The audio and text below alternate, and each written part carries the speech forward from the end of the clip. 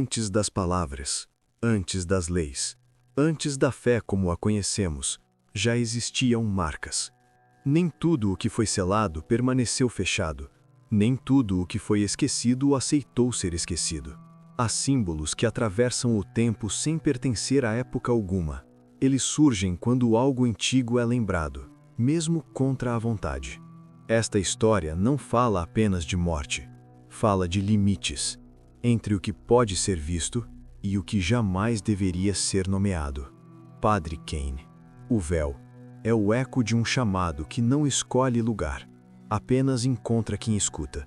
Quando o sino toca fora de hora, não é aviso, é resposta.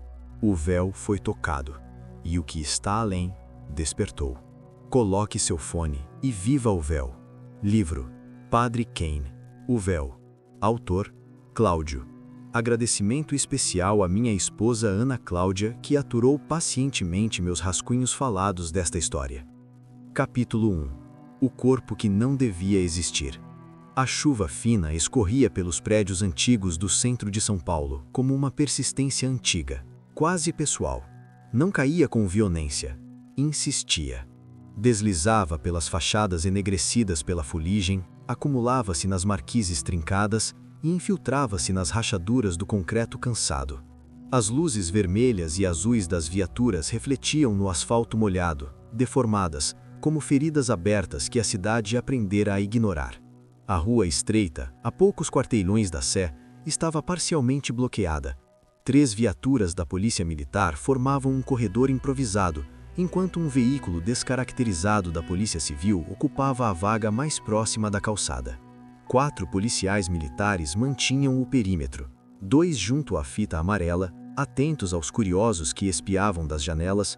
Um conversava em voz baixa com um morador de pijama e chinelos, outro, mais afastado, fumava rápido, protegendo o cigarro da chuva com a mão em concha. O prédio era antigo, daqueles erguidos quando São Paulo ainda fingia ser elegante. Fachada decrépita, portas de madeira pesada, cheiro de umidade antiga misturado a produtos de limpeza baratos. A escada rangia sob o peso dos anos, e o corrimão de ferro estava frio demais ao toque. Sofia Martins atravessou a fita policial depois de trocar um aceno breve com um dos PMs. Não era um gesto de autoridade, era reconhecimento. Mesmo em cenas de crime, as pessoas se cumprimentavam. Isso também fazia parte da ordem. Ela vestia um sobretudo escuro sobre o blazer, roupas práticas, sem qualquer traço de vaidade. Morena, de traços firmes, tinha o corpo delineado pelo hábito de se mover rápido, de passar mais tempo em ruas do que em escritórios. Não era alta a ponto de chamar a atenção, nem baixa o suficiente para desaparecer. Seu porte transmitia uma presença silenciosa, reforçada pelo modo atento como observava tudo ao redor. Os cabelos castanhos estavam presos num coque simples. Os olhos escuros e atentos carregavam o cansaço de quem aprendera a dormir pouco e pensar demais. Antes de subir, ela parou por um instante. Inspirou fundo. O ar dentro do prédio era mais denso, como se algo ali resistisse a ser perturbado. No segundo andar, a porta do apartamento estava aberta. Havia 5 pessoas no interior além do corpo. 2 peritos criminais trabalhavam próximos à área central da sala. Um deles fotografava cada detalhe com precisão quase cerimonial. O outro registrava observações num tablet, alternando anotações com medições silenciosas. Um investigador da delegacia local observava à distância, braços cruzados, enquanto 2 policiais militares permaneciam junto à porta, garantindo que ninguém entrasse sem autorização. O corpo estava sentado numa cadeira de madeira, posicionado de frente para a sala. Sofia sentiu o desconforto antes mesmo de analisar tecnicamente a cena. Não era a posição em si, era o cuidado. O homem estava ereto demais para alguém morto havia dias. As mãos repousavam sobre as coxas, dedos alinhados, unhas limpas. Os pés estavam paralelos, bem apoiados no chão. Não havia sinais de luta, nem móveis fora do lugar. Aquilo não fora improvisado. Era uma composição. Elias, chamou ela, dirigindo-se ao perito mais próximo. O homem ergueu o olhar. Elias Cortez tinha pouco mais de 50 anos, corpo robusto e postura rígida, moldada por décadas em cenas semelhantes.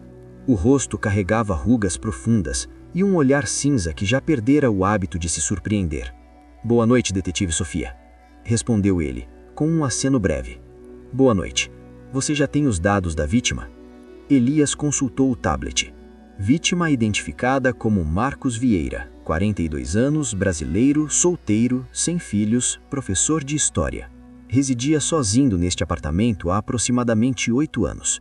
A ausência de rigidez cadavérica, associada aos sinais de putrefação, forte odor relatado inclusive pelos vizinhos, distensão abdominal e manchas de coloração esverdeada na pele, indicam um intervalo pós-mortem estimado superior a 72 horas. O corpo apresenta-se em estado inicial, moderado de decomposição. A causa da morte e o IPM mais preciso serão determinados pelo exame necroscópico no IML. Professor de História. Sofia deixou a informação se acomodar. Pessoas que lidavam com o passado costumavam subestimar o peso do presente. Ela se aproximou do corpo, agachando-se à altura do peito. A camisa clara estava aberta. No centro do tórax, um símbolo fora entalhado diretamente na pele. Não era tinta, não era corte comum. As bordas eram limpas demais, precisas demais. A pele ao redor não apresentava inflamação nem sangramento compatível. "Que tipo de instrumento fez isso?" perguntou Sofia. Elias balançou a cabeça. "Não consigo precisar sem efetuar a autópsia, detetive. Não parece faca, nem tampouco feita por bisturi.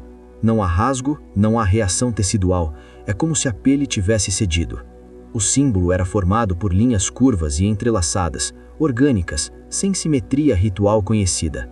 Não lembrava marcas de gangues, nem simbologia religiosa catalogada. "Chamem o Abiel", disse Sofia, levantando-se. Enquanto aguardava, percorreu o apartamento. Estantes repletas de livros usados, anotações à margem, papéis soltos. Um crucifixo simples pendia torto na parede, como se alguém o tivesse tocado recentemente. Ordem demais para uma Marte violenta. Sofia atravessou o corredor estreito até o banheiro. O espelho estava manchado, a luz amarelada. Ela apoiou as mãos na pia e deixou a água fria correr sobre os dedos. Encarou o próprio reflexo por um instante longo demais. Outra lembrança se impôs. Anos atrás, outro apartamento, outra fita policial. Uma criança, um quarto fechado por dentro. Um símbolo desenhado no chão com giz vermelho.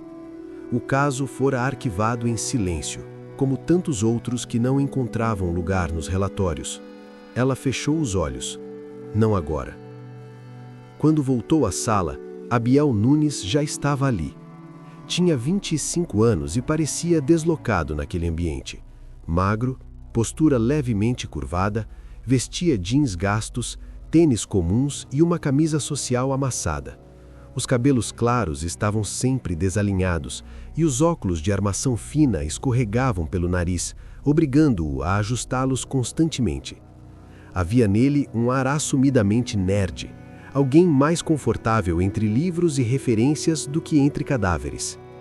"Você já viu algo assim?", disse Sofia. Abiel observou o símbolo em silêncio, sem se aproximar demais. "Não", respondeu, "mas sei o que não é."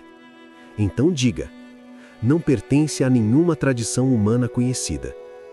O silêncio se espalhou pela sala. "Preciso de fatos", disse Sofia. "E eu preciso que você aceite que alguns fatos ainda não têm nome", respondeu ele, baixo. Apontou para o símbolo. "Isso não é assinatura, é linguagem." Sofia sentiu um arrepio que não conseguiu justificar.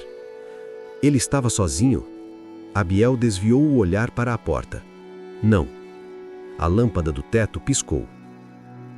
Mais tarde, sentado no carro, à frente do IML, Abiel observava a cidade seguir indiferente. Faróis cortavam a madrugada como lâminas. Ele abriu o laptop, Ilen, e começou a digitar rapidamente. Nenhum resultado, nenhuma referência. Então abriu a mochila e retirou um livro muito antigo que jurara nunca mais tocar. Reconheceu a caligrafia antes mesmo de terminar a primeira linha. Não foi o símbolo que o apavorou, foi saber quem o havia escrito. Naquela mesma madrugada, em outro ponto da cidade, Padre Kane despertou com o coração acelerado. Levou as mãos ao rosto suado e respirou fundo. O quarto simples da paróquia estava mergulhado em penumbra. Sobre a cômoda, uma jarra de água e um cálice antigo refletiam a luz fraca da lua. Ele olhou para a batina amassada jogada sobre a cadeira e lembrou-se de ter chegado exausto após uma batalha velada num prédio abandonado. Havia respingos de sangue seco no tecido. Levantou-se, serviu-se de água e seus olhos pousaram numa carta do Vaticano aberta sobre a cômoda, com instruções específicas demais para serem completas. Algo não fora dito. Seus olhos então se voltaram para o armário. Pelas frestas, uma luz azulada pulsava de forma quase imperceptível. Eles não disseram tudo, murmurou. Sentiu um peso antigo se mover no fundo do peito. Algo está acontecendo, completou. Algo foi quebrado.